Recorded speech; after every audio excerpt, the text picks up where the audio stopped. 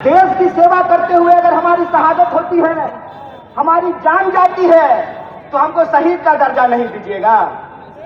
हमारे घर से लोग फौज की नौकरी करते हैं, बेल्ट की नौकरी करते हैं, हमारे घर से लोग शिक्षक की नौकरी करते हैं, पुलिस की नौकरी करते हैं, खेती करते हैं, मजदूरी करते हैं। इसीलिए हम मंच पे खड़ा होकर के राजनीति नहीं करते हैं, न्याय और हक की लड़ाई लड़ते हैं। ये बात याद रखिएगा। और उसी न्याय की, हक की लड़ाई में मैं बिहार के नौजवानों से एक अपील करना चाहता हूं।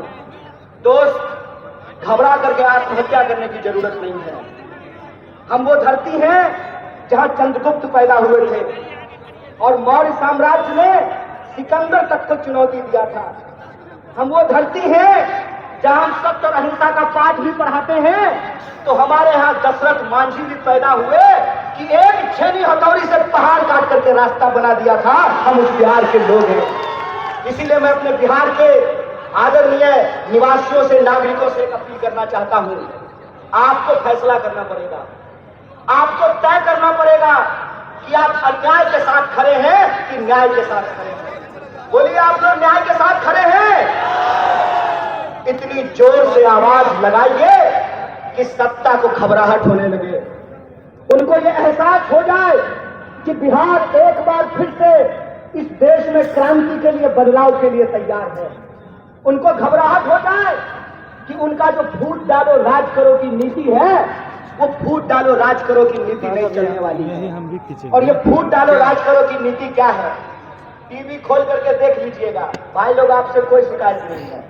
हमको मालूम है कि जो लोग मीडिया में नौकरी कर रहे हैं उनके पिताजी प्रधानमंत्री नहीं है, गृह मंत्री नहीं है, मुख्यमंत्री नहीं है, वो साधारण परिवार के लोग हैं। लेकिन जो मालिक हैं, वो मालिक इस देश के 140 करोड़ लोगों के साथ बेईमानी करने के लिए तैयार है। आप टीवी खोल करके देख लीजिए, टीवी आपका रिचार्ज कराया है आपने, रिचार्ज भरवाते हैं आप, लेकिन जब आप टीवी खोलेंगे तो आपके खिलाफ दिन भर बात की जाएगी। मैं आपको याद दिलाना चाहता हूं, कितना ढिंढोरा पीटा गया, ढिंढोरा पीटा गया ना, कि कर्पूरी ठाकुर जी को भारत रत्न दिया गया है। बहुत खुशी की बात है, बहुत खुशी की बात है कि कर्पूरी ठाकुर जी को भारत रत्न दिया गया है। लेकिन कर्पूरी ठाकुर जिस समाज के लिए लड़ते थे, जिस समाज के हक और अधिकार के लिए लड़ते थे, उनके बच्चों के भविष्य के साथ खेला जा रहा है। उनकी नौकरियां समाप्त की जा रही है, उनकी नौकरियां छीनी जा रही है, किसानों को उनके फसल का दाम नहीं दिया जा रहा है, मजदूरों को मजदूरी नहीं दी जा रही है, महिलाओं के साथ अत्याचार किया जा रहा है। आप टीवी खोल करके देख लीजिएगा, बड़ा बड़ा दावा किया गया। क्या कहा गया कि चौधरी चरण सिंह जी को भारत रत्न दिया जा रहा है, डॉक्टर स्वामीनाथन को भारत रत्न दिया जा रहा है। बहुत खुशी की बात है, बहुत आनंद की बात है कि इनको भारत रत्न दिया गया है। लेकिन मैं सवाल पूछता हूं कि एक तरफ डॉक्टर स्वामीनाथन को भारत रत्न देते हैं और दूसरी तरफ इस देश के किसानों के ऊपर डंडे चलाते हैं, गोलियां चलाते हैं, आंसू गैस पे गोले छोड़ते हैं। बोलिए, बेईमानी है कि नहीं है? भारत रत्न दे रहे हैं और किसान कह रहे हैं कि हमको हमारे फसल के दाम की गारंटी करो, तो किसान को उनके फसल की गारंटी नहीं मिल रही है। मोदी जी कहते हैं मोदी जी की गारंटी है। महाराज, भाजपा की गारंटी होती तो 1 मिनट के लिए मान भी लेते। मोदी जी की गारंटी है तो बिल्कुल भरोसा मत कीजिए। अगर विश्वास नहीं होता है तो यशोदा जी से जाकर के पूछ लीजिए। गारंटी दिए थे ना जी। अच्छा, यहाँ पे भी बहुत सारे लोग बैठे हुए, ब्याह शादी हुआ होगा, हमारा तो नहीं हुआ। तो हिंदू रीति रिवाज से अग्नि को साक्षी मान करके, सात घेरा ले करके, हिंदू रीति रिवाज से अग्नि को साक्षी मान करके, 7 घेरा ले करके 7 जन्म का वादा निभाने का गारंटी लिए थे ना मोदी जी? किए पूरा? किए पूरा? भाग गए ना छोड़ के? कोई गारंटी नहीं है इस आदमी का। इस आदमी का एक ही गारंटी है कि इस देश की धन संपदा को लूट करके अपने दोस्त के खजाने में पहुंचा देंगे। एक ही गारंटी है कि रेलवे बेच देंगे, एयरपोर्ट बेच देंगे, पोर्ट बेच देंगे, सड़क बेच देंगे, नदी बेच देंगे, खदान बेच देंगे, और इस देश के जो आम लोग हैं वो नौकरियों के लिए दर दर तड़पेंगे, दर दर भटकेंगे। और जो भी गारंटी इन्होंने कहा था, मैं आपसे पूछता हूं कि कौन सी गारंटी पूरी हुई है? बोलिए। 15 लाख आपके खाते में आया? 15 लाख खाते में आया? 2 करोड़ नौकरी मिली? महंगाई कम हुआ? काला धन आया? तो कौन सा गारंटी पूरा हुआ है जी? कौन सा गारंटी पूरा हुआ? मंदिर बनाने का? एक बात बताइए, मंदिर की बात चली है तो मैं भी एक बात कहना चाहता हूं। मेरा जन्म मिथिला की पावन भूमि पर हुआ है, और मिथिला के लोग यह बात जानते हैं कि मिथिला की धरती माता जानकी की धरती है। माता जानकी, जिनके बारे में हम लोग कभी भी भगवान प्रभु श्री राम का नाम अकेले नहीं लेते हैं। जब भी बोलते हैं तो क्या बोलते हैं? बोलते हैं सियापति रामचंद्र की जय। बोलिए, बोलते हैं कि नहीं बोलते हैं? देखे हैं राम जी के साथ फोटो सीता जी का? एक फोटो बता दीजिए, एक भी फोटो देखे हैं सीता जी का राम जी के साथ? पहले हमारे घर में दादी जब कैलेंडर लगाती थी तो उसमें फोटो होता था भगवान प्रभु श्री राम का, सीता जी का, लक्ष्मण जी का और हनुमान जी का। होता था कि नहीं होता था?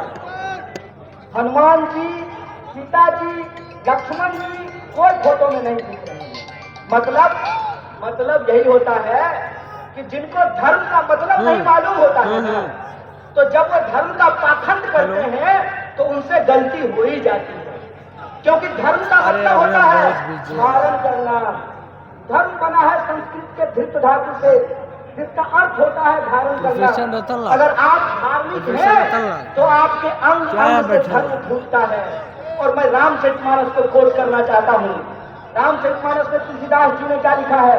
गोस्वामी तुलसीदास ने लिखा है, रावण फर्स्ट से राइट में कौन बैठा हुआ? मतलब रावण रथ पर सवार है और भगवान प्रभु श्री राम पैदल चल करके आ रहे हैं। बताइए आज की तारीख में रथ पर कौन सवार था? कौन सवार था रथ पर?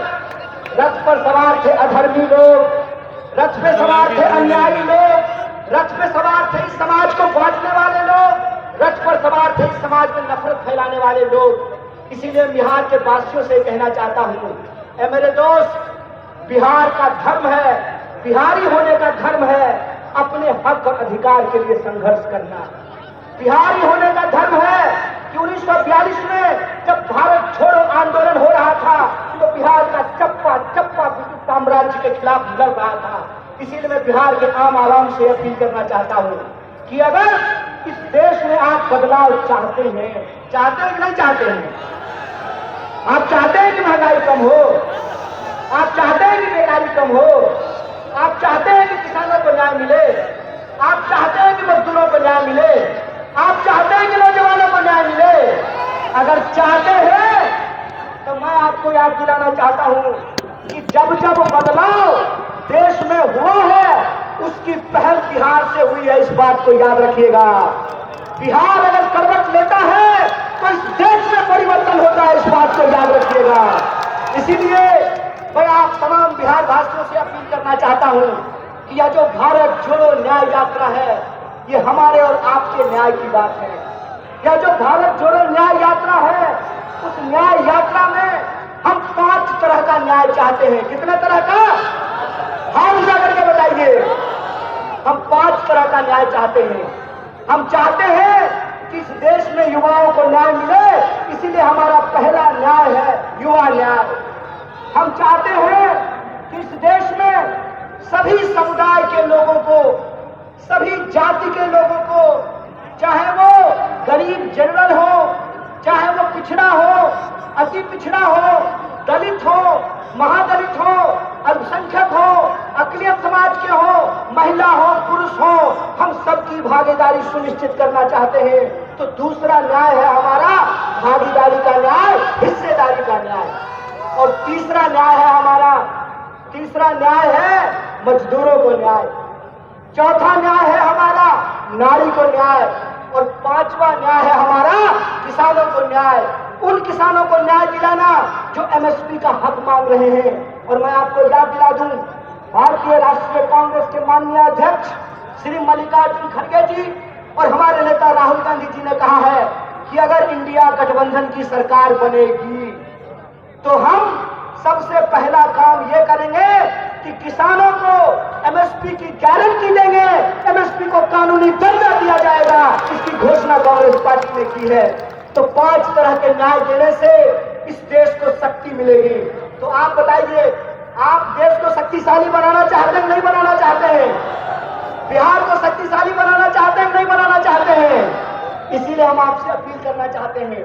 इसी अपील के साथ मैं अपनी बात को खत्म करूंगा कि आने वाले दिनों में जो अन्याय कर रहे हैं उनको अन्याय करने दीजिए, लेकिन आप अगर न्याय चाहते हैं, अपना न्याय चाहते हैं, आने वाली पीढ़ी का न्याय चाहते हैं, तो आपको न्याय योद्धा बनना पड़ेगा। बोलिए, न्याय योद्धा बनेंगे? बिहार के एक एक लोग न्याय योद्धा बनने को तैयार हैं। अगर आप न्याय योद्धा बनेंगे तो आप लोगों को एक नंबर जो कांग्रेस पार्टी के द्वारा जारी किया गया है उस नंबर पे कॉल करके न्याय योद्धा बनना है। और यह जो भारत जोड़ो न्याय यात्रा का संकल्प है कि हम अन्याय के अंधकार में न्याय का दिया जलाना चाहते हैं, इसमें आपको शामिल होना पड़ेगा। इन्हीं शब्दों के साथ तमाम सम्मानित मंच को एक बार फिर से धन्यवाद अदा करते हुए, और जो हमारे पुलिस प्रशासन के लोग हैं, मीडिया के लोग हैं, और आप तमाम जो लोग हमारी आवाज को सुन रहे हैं, आप सब लोगों को धन्यवाद अदा करते हुए, शुक्रिया अदा करते अपनी बात को खत्म करूंगा। शुक्रिया। इनकलाब जिंदाबाद। जय हिंद, जय भारत, जय बिहार।